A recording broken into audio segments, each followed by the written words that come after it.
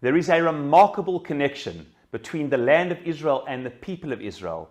A connection, a chemistry, an alchemy, unlike the connection of any other people to a land since time immemorial. And it is rooted in this week's Parasha. We know that in the last 150 years or so, since the agricultural settlements were built by the pioneers, that this land has yielded impossible results. Arid land, desert land, even the air, hydroponic technology. Israel's been able to grow literally out of the air and out of the sand and out of places which were thought could not yield fruit, the most incredible fruits and vegetables exported the world over. And water technology, a land which has so little water, drip irrigation as we know, cloud seeding, desalinization. Israel's been able to turn places which were thought to not have water, or water which is not usable by human beings, into usable water and a surplus of water. Water and agricultural marvel. Both of these things are rooted in the original pioneers, Abraham and Sarah, Yitzchak and Rivka, all those years ago in this week's Parasha. Two things we see. Wherever Yitzchak went, he found wells. He goes to the land of Gerar, where the Philistines couldn't find any water, and everywhere he went, he kept being pushed from pillar to post to different parts of the land, and wherever he went and dug, he found water. Somehow the connection between the first Jews and the land that God had designated for them somehow brought forth water in a place that others couldn't find.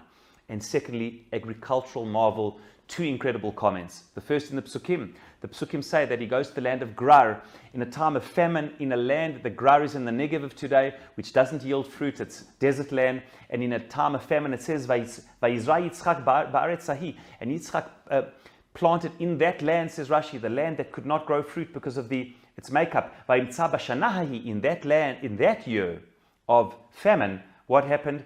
Hashem blessed him that he found 100-fold, 100 measures more than possible. Meaning the experts would have said the land should yield one measure in such a time of famine. It yielded 100 times. An alchemy somehow that when Yitzchak planted in the land, there was a blessing in bracha thought of to be impossible. So much so, and I end with this, that Rashi says that he became so great in the land, which it should have had a land of famine. It says, Shahayu Omrim, people would say that, you know how marvelous this is? They would say that the feces of the mules of Yitzchak, literally, the fertilizing elements of the mules, the feces of the mules and donkeys of Yitzchak, produce more in this land than the technology and wealth, mikaspo uzahav shel Avimelech, than all the wealth and technology and investment of the king of the land, Avimelech, is unable to grow anything. Yet these Jews come along and are able to make impossible things happen. So since time immemorial, going back 3,500 years until today, there seems to be an alchemy and a connection, a marvelous marvel